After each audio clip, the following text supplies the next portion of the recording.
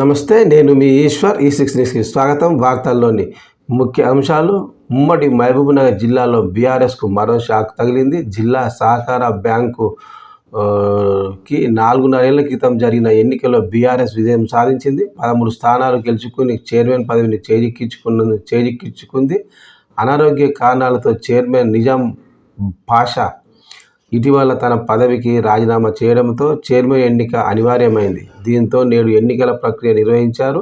ఉదయం నామినేషన్ల స్వీకరణ ప్రారంభమై ముగిసే సమయానికి కాంగ్రెస్ నేత పాల్గన్ single window chairman Mavillapalli Vishnuvardhan Reddy ఒకరి నామినేషన్ మాత్రమే దాఖలైంది.